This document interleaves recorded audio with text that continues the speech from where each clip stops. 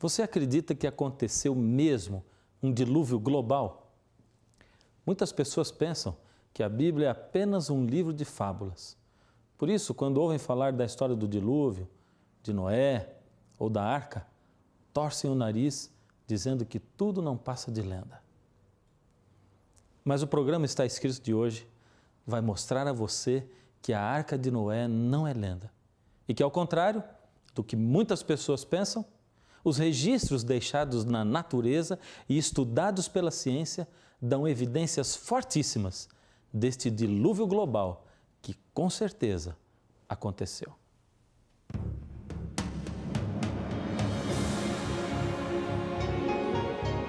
Ele permaneceu através dos tempos. O livro de Deus, a Bíblia. Indispensável em nosso mundo complexo. Está escrito, transmitindo esperança ao redor do mundo. Apresentado por Fernando Iglesias. Hoje, as pedras falarão. Você sabia que em todo o mundo existem povos que contam versões sobre o dilúvio? E o mais incrível é que alguns desses povos nunca ouviram falar em Cristo, em cristãos ou na Bíblia. Aliás, alguns desses povos não têm contato nem mesmo com a civilização. E o que é mais fantástico é que as versões de todos eles são muito parecidas com a versão da Bíblia. Se realmente nunca aconteceu o dilúvio, como pode ser uma história assim tão presente em culturas tão diversas? Veja só. Vamos primeiramente lembrar que no relato bíblico, Noé, sua esposa, 3 filhos e 3 noras foram salvos do dilúvio navegando a arca que Deus instruiu Noé construísse. Portanto, são 8 pessoas ao todo. Prestou atenção nos detalhes? Noé, nome com 2 sílabas. Embarcação e 8 pessoas. Um casal, 3 filhos e 3 noras. Na verdade, há mais de 200 exemplos, mas nós vamos citar aqui só 2 deles. Primeiro, vamos começar com os hindus. Entre os hindus, existe a história de Manu. Percebeu a primeira congruência? Manu tem 2 sílabas, igual a Noé. A história conta como Manu e outros foram salvos de uma grande inundação dentro de um barco. A inundação e o barco. Vamos agora para os chineses. Entre os chineses existe a história de Fa Li, um nome também com 2 sílabas, notou? Fa Li, com sua esposa, 3 filhos e 3 filhas, foram os únicos sobreviventes de uma inundação. Notou? 8 pessoas, como na história do dilúvio. Tem também o exemplo dos havaianos. Bom, eu disse que seriam só 2 exemplos, mas vou citar esse dos havaianos. Eles contam a história de uma inundação muito grande. Nessa inundação, salva-se um homem chamado Nuhu, muito parecido com Noé, hein? Segundo Dave Balsiger e Charles E. Sellier, eles são autores de um livro que se chama Em Busca da Arca de Noé. Segundo eles, são mais de 200 civilizações passadas e presentes que guardam registros orais ou manuscritos da grande inundação. Vamos conhecer alguns detalhes do relato do dilúvio que está na Bíblia. Veja o que a Bíblia diz em Gênesis, no capítulo 7, do verso 11 até o 17, bem no começo da sua Bíblia. No ano 600 da vida de Noé, aos 17 dias do 2º mês, nesse dia romperam-se todas as fontes do grande abismo, e as comportas do céu se abriram, e houve chuva sobre a terra durante 40 dias e 40 noites. Nesse mesmo dia entraram na arca Noé, seus filhos Sem, Cão e Jafé, sua mulher e as mulheres de seus filhos. Eles e todos os animais segundo as suas espécies, todo o gado segundo a sua espécie, todos os répteis que rastejam sobre a terra segundo as suas espécies, todas as aves segundo as suas espécies, todos os pássaros e tudo o que tem asa, de toda a carne em que havia fôlego de vida, entraram de 2 em 2 para Noé na arca. Lendo um texto como esse, a primeira coisa que vem na cabeça da gente é a seguinte: mas como esse tanto de animais poderia caber dentro da arca? Que tamanho tinha a arca para que todos eles coubessem lá? Você também já se perguntou isto? Então vamos voltar para o que diz a Bíblia. Em Gênesis 6,15, Deus dá as medidas para Noé construir a arca. A medida está em côvados. Como um côvado equivale a 50 centímetros, assim, fazendo as contas, você chega à conclusão de que a arca tinha 150 metros de comprimento, o equivalente a 3 piscinas olímpicas. 25 metros de largura e 15 metros de altura, o equivalente a um prédio de 5 andares.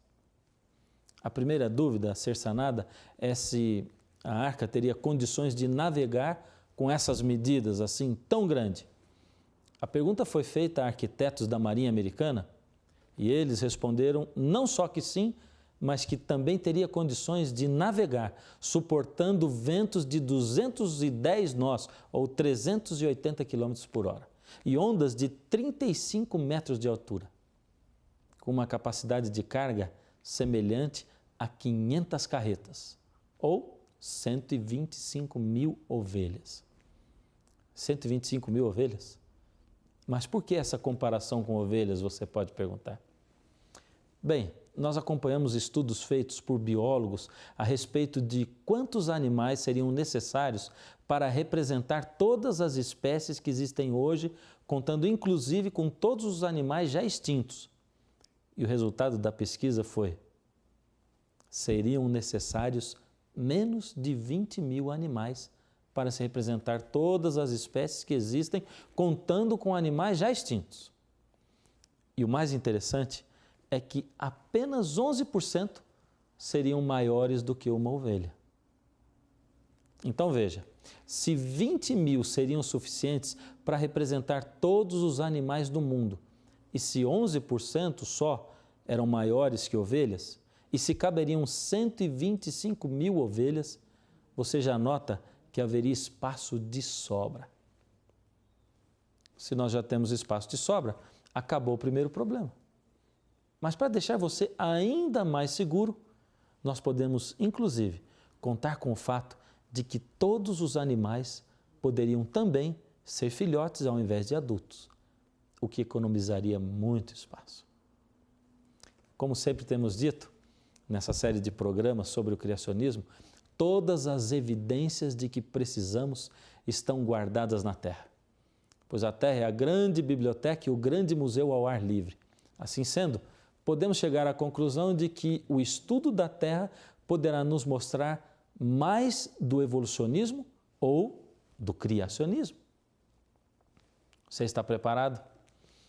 Antes de tudo, é importante saber que quando nós estudamos a Terra, conforme vamos escavando, descobrimos que existem camadas diferentes.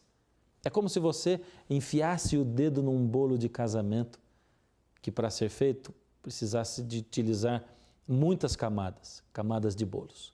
Em muitas camadas da Terra encontramos fósseis de animais. Bem, o evolucionismo afirma que as camadas foram se formando ao longo de grandes períodos de tempo, ou seja, de uma camada para outra, segundo o evolucionismo, há diferenças de milhões de anos. E como você já viu nos outros programas, o grande problema do evolucionismo em afirmar isso é que não existem e nunca existiram fósseis das tais fases de transição, ou seja, nunca foram encontrados fósseis de animais meio peixes, meio répteis ou meio répteis, meio pássaros. Mas vamos em frente com uma pergunta para você ficar aí pensando. Se nos fosse possível partir a Terra como se parte um bolo de casamento, como deveriam estar as camadas do bolo evolucionista que foi sendo construído ao longo de milhões de anos, camada por camada? É tudo muito simples. Aqui está a confeiteira evolucionista. Ela faz o primeiro bolo, que representa uma camada, e o deixa em cima da mesa. Os meninos chegam e veem o bolo por ali. Não resistem e comem alguns pedaços. Os meninos representam a ação da erosão, do tempo e do clima na superfície da Terra no decorrer dos milhões de anos que o evolucionismo afirma terem se passado. No outro dia, depois de muito tempo, a confeiteira prepara o segundo bolo e os meninos atacam de novo, e assim sucessivamente. Notando o estrago na superfície de cada um dos seus bolos, a confeiteira se preocupa, porque vai levar muito mais tempo para montar o seu bolo. Quando finalmente termina o seu trabalho, vê que está um pouco torto, mas arruma tudo com a cobertura e o bolo fica normal. Mas e o criacionismo? O criacionismo, baseado na Bíblia, diz que num passado muito remoto, Deus criou todo o universo. Mas só há aproximadamente 6.000 anos atrás, Deus veio a esta terra que era sem forma e vazia e disse: haja luz. Ou seja, a Bíblia afirma que o ser humano, juntamente com os animais e todos os seres vivos, incluindo plantas, foram criados por Deus, com diferenças de horas apenas, tudo num período de uma semana. A Bíblia afirma mais, afirma que houve um dilúvio global atingindo todo o planeta e que nesse dilúvio águas vieram de dentro da terra, do abismo, e águas vieram de cima, no céu, e que águas dos oceanos se revolveram e houveram grandes explosões e que toda a superfície da terra se revolveu como se tudo tivesse sido posto em um grande liquidificador. Tudo isso durou 40 dias e 40 noites. Porém, as águas ainda permaneceram sobre a terra e foram baixando num período que levou 150 dias. É como se colocasse tudo nesse grande liquidificador, misturasse, então desligasse o aparelho e deixasse tudo ir baixando aos poucos. Durante esses 150 dias, as águas foram baixando e todos os elementos da terra que tinham sido revolvidos foram baixando também. Tanto terra, como metais, animais, cada elemento destes, de acordo com a sua flutuabilidade, mobilidade, etc. E foram formando camadas bem retinhas e paralelas, uma sobreposta à outra. Agora, baseado no criacionismo e na Bíblia, pense como seria o bolo da confeiteira criacionista. Aqui está a confeiteira criacionista. Ela é muito rápida. Enquanto ela assa um bolo, ela já está batendo o próximo, e assim sucessivamente. Em questão de horas, ela já está com todos os bolos prontos. Então, no mesmo dia, ela acaba de cobrir o seu bolo.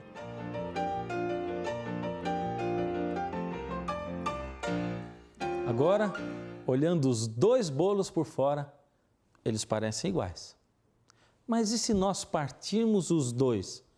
Que diferença haverá entre um e outro por dentro, nas camadas? O bolo apresenta camadas tortas. Um lado mais grosso e o outro mais fino, pois a erosão e as intempéries teriam modificado a superfície durante os milhões de anos que eles, os evolucionistas, afirmam ter existido. O bolo criacionista é diferente. Apresenta camadas paralelas e planas, ou seja, retas. Tudo foi sendo depositado ao longo de 150 dias, o período em que as águas do dilúvio permaneceram sobre a terra. Se nos fosse possível cortar a terra no meio, como se corta um bolo, o que você acha que encontraríamos? Bem, uma coisa é certa. Se as camadas fossem todas tortas, uma mais grossa que a outra, seria uma evidência muito grande de que o evolucionismo está certo. Mas se as camadas fossem plano-paralelas, ou seja, retinhas e paralelas, seria então uma grande evidência de que o criacionismo está certo. Mas você acha que é possível cortar a terra no meio como um bolo e enxergar as camadas? É possível sim abrir a terra e ver as camadas como o recheio de um bolo que foi feito com várias massas de cores diferentes. Eu fui pessoalmente com a equipe do Está Escrito a um campo geológico, um lugar fantástico onde a terra está cortada ao meio como um bolo. Fui não sozinho, acompanhado pelo cientista Dr. Naor Neves de Souza. Você gostaria de saber o que eu encontrei lá? Se foram evidências a favor do criacionismo ou do evolucionismo? Então prepare-se, porque agora você poderá ver com seus próprios olhos o que nós vimos. Nós estamos aqui na estrada que liga Piracicaba a Tietê, no interior de São Paulo. Para falar a verdade, isso aqui é uma pedreira. Mas se você olhar melhor para toda essa formação rochosa, isso aqui é um tipo de formação geológica que recebe o nome de subgrupo Irati. Você vai ver que muitas camadas foram assentando-se, sobrepondo-se umas às outras. Algumas perguntas são intrigantes, interessantes, como, por exemplo, como uma formação rochosa dessa daqui pode ter uma extensão tão grande? Aliás, ela se estende por mais ou menos 1 milhão de quilômetros quadrados, em locais como o estado do Mato Grosso do Sul, Paraná, Santa Catarina, Rio Grande do Sul, Goiás e até mesmo parte do Uruguai e da Argentina. Quanto tempo será que tudo isso levou para chegar no lugar em que está? Será que nós podemos encontrar alguns fósseis aqui no meio? Será que a criação de Deus tem alguma coisa a ver com isso? Hoje eu tenho o prazer de estar aqui nesse monumento geológico com o Dr. Naor Neves de Souza. Ele é geólogo. Doutor, é um prazer tê-lo aqui conosco, poder recebê-lo no Está Escrito. E eu tenho algumas perguntas. A primeira delas é a seguinte: quanto tempo deve ter levado para que essa formação geológica ou rochosa se depositasse aí dessa maneira? Existem algumas evidências de campo que nos permitem ter uma ideia dos tempos desenvolvidos durante a deposição desse espesso pacote sedimentar. Um primeiro aspecto que é bastante realçado aqui nesse afloramento é a estratificação plano-paralela, camadas claras alteradas com camadas escuras. Alguns imaginam, alguns geólogos, que os tempos seriam prolongados entre uma camada e outra, ou seja, mudanças climáticas, períodos mais secos ou mais úmidos, e as camadas então seriam depositadas lentamente. Ao longo do tempo, sim, devagarinho. Mas os contatos bem planos, e se repetem, não denotam isso. Parece que realmente as coisas ocorreram de maneira sucessiva e rápida. Por exemplo, eu tenho aqui comigo um fóssil. E esse fóssil foi tirado daqui, foi extraído daqui, sim. desse lugar. Existe um número muito grande de fósseis como esse. Nós podemos notar até aqui na coluna vertebral, bem definida, algumas vértebras estão aqui. Esse fóssil representa um réptil que viveu e foi rapidamente soterrado aqui no passado. Imagine a extensão dessa camada, as distâncias realmente consideradas, a espessura, em torno de 100 metros essa formação tem, em média. E a extensão de 1 milhão de quilômetros quadrados, repleta de fósseis. Não é? Esses animais estão aqui, inclusive para estarem aqui como fósseis, eles tiveram que ser rapidamente soterrados, senão não teriam sido preservados. Mas doutor, quando a gente ouve o senhor dizendo que tudo isso aqui deve ter sido depositado assim de uma vez só, a gente talvez passe pela mente assim que essa rocha tenha vindo e se depositado aqui, mas como 1 milhão de quilômetros quadrados, é impossível que isso aconteça. Como pode ter sido tudo isso misturado de uma vez só, ter sido depositado assim em camadas que se alternam, cores diferentes, camada clara, camada escura? Como esses grãos teriam se depositado assim em camadas? Bem, nós estamos aqui, como já foi comentado, numa parte do grande subgrupo Irati. Na realidade foi o mar Irati. Esse mar vasto, ele atinge uma área imensa. Mas como podemos imaginar um mar com uma deposição assim desse porte? Os mares hoje que nós conhecemos não estão favorecendo deposições como essa. Então, algum processo muito rápido, quem sabe ondas gigantescas depositando esse material em áreas imensas, isso ocorrendo de maneira muito rápida no passado. Quer dizer que, embora a teoria hoje mostre que foram milhões de anos, nós estamos vendo aqui com os nossos próprios olhos que não, foi instantaneamente que isso aqui deve ter acontecido.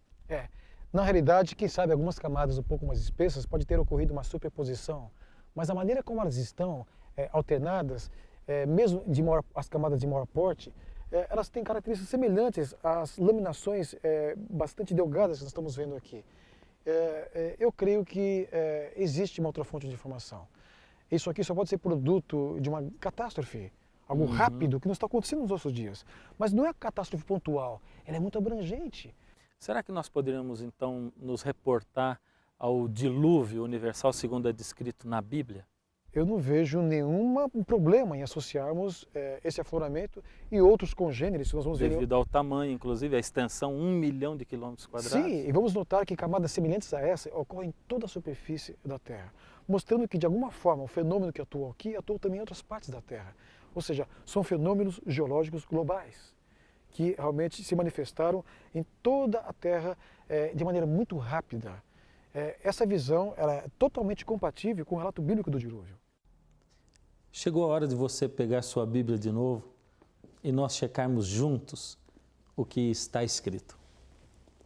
Abra em Lucas, Evangelho de Lucas, capítulo 19, no verso 40. Jesus disse: asseguro-vos que, se eles se calarem, as próprias pedras clamarão. E de certo modo, hoje, as pedras clamaram, falaram. Vivemos num mundo onde acreditar num Criador parece o mesmo que dizer que nós somos ignorantes. Não nos dão escolha. Dizem, ou você acredita na Bíblia ou na ciência. Mas ao contrário disso, ciência e Bíblia andam juntas, cada vez mais juntas. E Deus, sabendo que alguns não iriam crer em sua palavra e que teriam que ver para crer, deixou um outro registro palpável, o registro da natureza. Foi exatamente isto que vimos hoje. Evidências indesculpáveis, inexcusáveis de que Deus é o nosso Criador. No livro de Romanos, capítulo 1, de 19 a 21, diz o seguinte: porquanto o que de Deus se pôde conhecer, Deus manifestou. Porque as suas coisas invisíveis desde a criação do mundo, tanto o seu eterno poder como a sua divindade, claramente se veem pelas coisas que estão criadas, para que eles fiquem inexcusáveis, sem desculpas. E veja o que a Bíblia continua dizendo, os versos 21 e 22. Mas eles não o glorificaram, nem lhe deram graças. Antes, em seus discursos, se desvaneceram e o seu coração insensato se obscureceu. Dizendo-se sábios, tornaram-se loucos. Quando você pegar esse livro nas mãos, não se esqueça, a Bíblia é um livro sério. E ela não é só um livro de ciências, de psicologia, de história. Ela é sim, mas ela é mais do que isso. A Bíblia é a palavra do Deus Criador. E se Ele é o seu Criador, ninguém melhor que Ele para entender todas as suas lutas, as suas angústias. Ninguém melhor que Ele para traçar o seu plano para o futuro. Vale a pena confiar num Deus maravilhoso como esse, que nos criou, nos mantém e que nos dá a oportunidade de reavermos a nossa vida eterna. Quem criou o universo, o espaço sideral, quem comanda os planetas em seu giro pelo céu, quem o mundo pôs em órbita e as estrelas fez brilhar. Não foi obra do acaso, foi um Deus tão singular. É nesse Deus que eu confio, é esse Deus que me quer bem. Ele é um Deus eterno e poderoso, Ele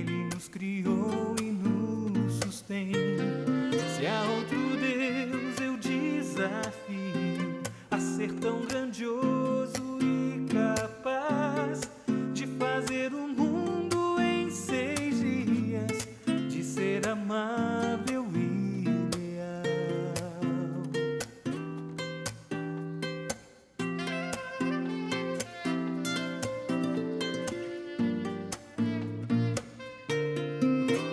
Quem criou o céu e a terra e nos ofertou a vida, quem nos olha neste dia e nos guarda sem cessar, quem pintou o arco-íris, fez cantar o rouxinol, é o mesmo que nos ama do nascer ao pôr do sol, para celebrar a vida, para celebrar o amor. Vou proclamar com alegria que existe um Criador. Não é uma teoria de um mero pensador, mas a verdade que aproxima você do seu autor. É nesse Deus que eu confio, é esse Deus que me quer bem. Ele é um Deus eterno e poderoso, Ele nos criou e nos sustém. Se há outro Deus eu desafio a ser tão grandioso e capaz de fazer o mundo em 6 dias, de ser amável e leal.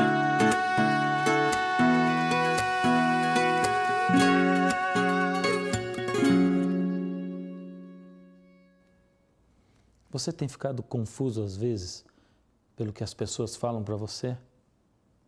Às vezes parece que de um lado fica a fé e a religião e de outro lado a ciência. Você já se sentiu pressionado por pensar em Deus e querer estar na presença dEle? Você não precisa. Você pode unir as duas coisas.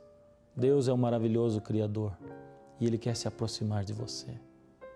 Você não gostaria de pedir a esse Deus: Senhor, eu sei que o Senhor existe, por isso, Senhor, toca a minha vida, transforma-me, Senhor. Eu quero orar com você. Incline a sua cabeça. Deus amado, são tantas vozes falando aos nossos ouvidos. Às vezes ficamos confusos, Senhor. Mas como é maravilhoso saber que na Sua palavra e que na natureza encontramos, Senhor, subsídios para ver que o Senhor é um Deus maravilhoso e Criador. Senhor, toca a vida de cada um de nós, seus filhinhos, aqueles que estão cansados, confusos. Guia-os, Senhor. Prepara-nos e aumenta a nossa fé. Em nome de Jesus. Amém. Bem, infelizmente chegou a hora de dizer até o próximo está escrito, mas não se esqueça, nem só de pão viverá o homem, mas de toda palavra que sai da boca de Deus. É nesse Deus que eu confio, é esse Deus que me quer bem. Ele é um Deus eterno e poderoso, Ele nos criou